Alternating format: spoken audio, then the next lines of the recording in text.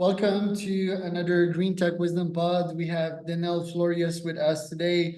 He's biz dev at HDF Caribbean. He's also the COO at Eco Carib by Green Technologie in French. It's interesting because I told Denell that I don't often speak to folks from St Lucia. It's an interesting small island that we're going to talk a bit more about today and the green tech development that's happening there, in which Denell is partly in charge of. This podcast is brought to you by podpire.com. If you want to start your own podcast, you can go to podpire.com. For those wondering why I am red as a tomato, is that I just came back from a run in the mountains, had the sun on my face, and apparently that one was pretty hard from the look of my face. Denell, welcome to the pod. Tell me a bit more about yourself and about Eco Carib. Yeah, of course. So thanks again for having me, Charles. Wonderful to be here. So I'm currently based in St. Lucia, and Eco Carib is a green energy services company. So we're essentially an engineering, procurement, and construction company in the renewable energy sector, primarily focused on solar energy systems, energy management systems, electric vehicle charging, and we also do some commercial and utility scale systems. So all in all, we're part of the renewable energy sector and really driving the green economy and climate change focused technologies within the Caribbean region. Why St. Lucia? Why spend time on that island and help developing green technology there precisely in the world? Well, for me, I'm from St. Lucia. So trying to help out my home country was always something that I was passionate about. And going back a couple of years ago, I can strongly remember how I really tried to make things happen in a very definitive way with the governments, with other businesses. But I wanted to really be involved in something that drives impact and that can drive impact not just for my country, but for the region as a whole. So starting off in St. Lucia, I realized that one of the key areas of focus was energy. And energy is really what drives economic growth, especially for small island developing states like St. Lucia. So this really was what compelled me to move forward into the industry and pretty much jump headfirst and make things happen. So give me a bit more numbers here in terms of the markets in St. Lucia. How much gigawatts or tetawatts are connected, are consumed by its inhabitants? How much percent is green energy? Tell me about solar panels. Tell me about wind. Give me some stats here about this little island and the green energy side of it. Yeah, no problem. So essentially right now we're looking at just about 88 megawatts of power. And really what really drives the commercial sector is the use of energy from fossil fuel sources. So that's something that we really know. We have a lot of hotels there because we're big on tourism. So most of the power is consumed by the hotels. We have some small scale manufacturing, some small scale farming, but primarily all of it is driven by the commercial sector. So we really wanted to make an impact on that. Obviously, we import oil as well because we're more of a destination used as a port for oil. And that is actually one of our biggest imports and exports in the country. So I really wanted to make an impact in that by actually doing our part to try to reduce our carbon footprint, even though we were directly involved in the oil sector in that way. And there's around 180K inhabitants in St. Lucia. Economically, what does that look like? Because I saw, yeah, you were in partnership with, well, HDF Caribbean was publicly traded with Euronext. What's the financial potential of investing in a small island like Santa Lucia? Yeah, so for HDF Caribbean on that front, Primarily for them, it's really to help the smaller and developing states and also to refine the technology that we're working with. So HDF is a big player in green hydrogen. And obviously, we understand that who can benefit more so from this type of innovative technology than the smaller and developing states who actually pay more than 3 times what large-scale countries pay for electricity. So it really has a direct impact on us and can make a massive difference with such a plant on the islands.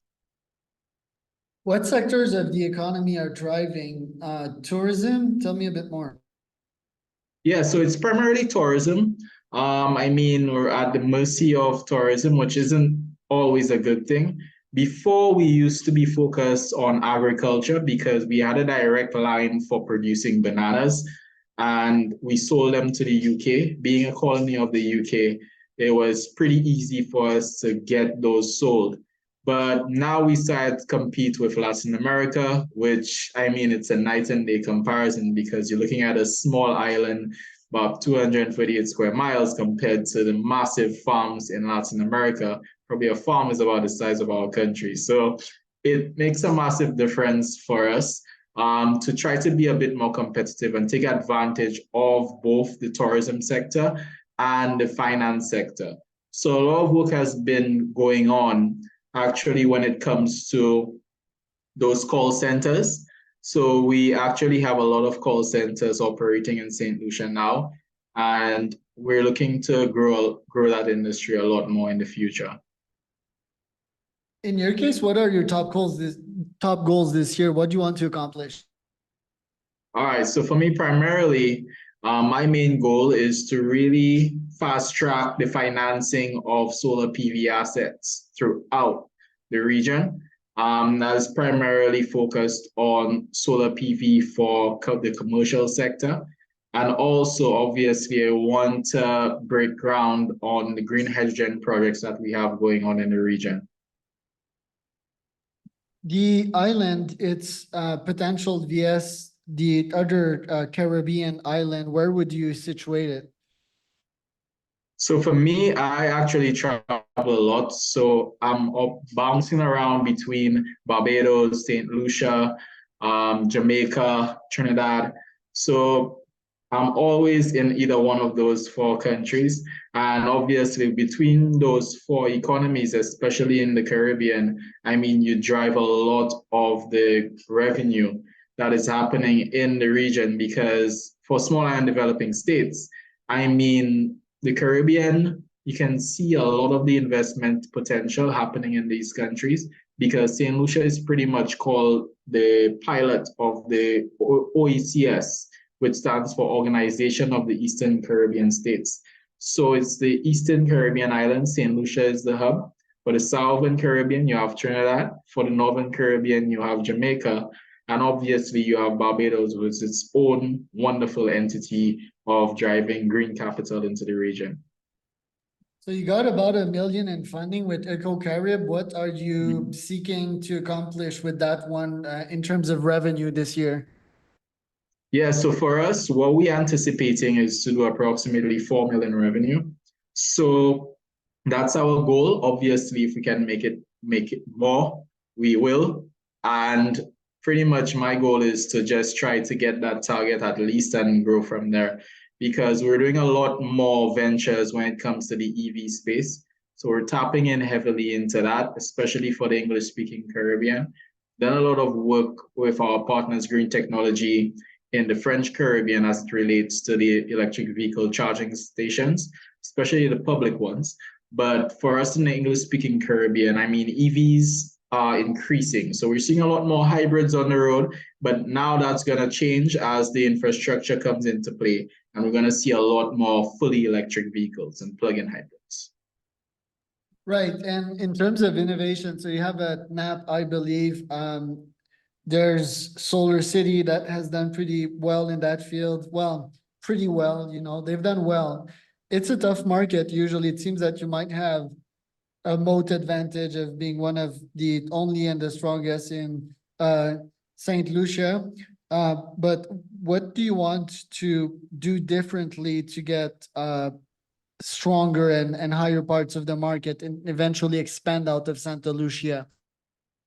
Yeah, so our goal has always been partnerships, and having the right partnerships really gives you that ability because we understand that there's a lot of capital flowing out of fuel companies and fossil fuel companies, the oil companies. So everybody is divesting into this sector. And for us in the region, I mean, we do a lot of corporate venturing here. We don't really have a massive VC or angel investment platform, but there's a lot of corporate venturing happening. So we pretty much taken advantage of this and aligned ourselves with the right entities. And also by getting grants from NGOs who are looking to help the region develop, we are pretty much mixing that capital and using a blended finance approach into scaling, upon which our plan is to really move into the African market later on. So by proving our concept and proving our model within the Caribbean region, we now can pretty much copy and paste it over into the African market where we have similar culture. Why Africa? For me, primarily because Africa is pretty much the fastest growing country in the world right now, and everybody's moving there. So if you're not in Africa in the next 10 to 20 years, it's not happening for you. So for us, we don't want to be left behind, and we obviously want to catch the wave as well. You seem to have a love for martial arts as well. How are you mixing that with your current life? I appreciate that. So essentially for me, martial arts is a form of calming my mind from the busy day to day. Because when I'm there, I mean, if you're not focused on the person in front of you or the person that you're fighting, you're going to get kicked in the face. So obviously, you cannot think about business. And it's also the form of discipline for me as well to improve my discipline and focus when it comes to activities that I'm doing. Who are your mentors and what did you learn from Damon John? So essentially, for one of my key mentors is actually Elon Musk, obviously, because he's one of the greatest pioneers of our time. I've also been fascinated by the work that Steve Jobs has done with Apple and the way in which he did it by actually playing the orchestra, in his words. So essentially, for me and Damon John and Shark Tank, obviously, I'm a fan of the show. So I can see that as a minority entrepreneur, he's shown that it's possible. And for me, that was really inspiring to see the way he came up and how he fought adversity to get to where he is today. So that's something that's really inspiring to me. And I try to empower other minority entrepreneurs in the region to know that it's possible and that once you think big enough, you can achieve it. What about Usain Bolt? For me, Usain Bolt obviously was a pioneer in his own right. I'm not that big of a track follower, but at the same time, obviously, I know about him and what he's accomplished. And what I like about him is his business sense, so, and the way that he took the money that he made from the track and invested it in other areas to actually allow it to grow for him. So that's what I appreciate most about Usain. How old are you? I'm actually 32 years old. What do you want to have accomplished by 40? That's the big question. My real role is to actually move heavily into the green tech VC space. So obviously, I started the business at 22 years old, and it's about a decade since I've been running it. But I've seen the need for investment to really move into the Caribbean and Africa. So for me, I really want to be that bridge between capital from the developing world, especially the French countries, and move it into the region and also into the African continent.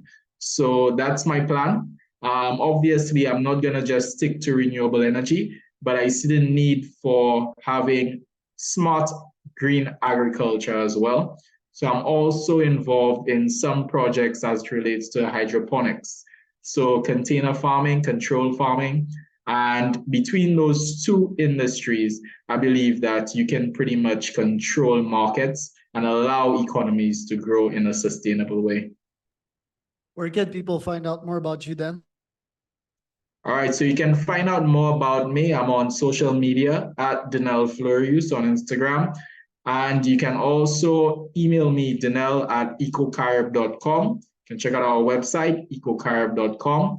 And obviously, you can always check me out on Charles Cormier's podcast. And thanks again for having me.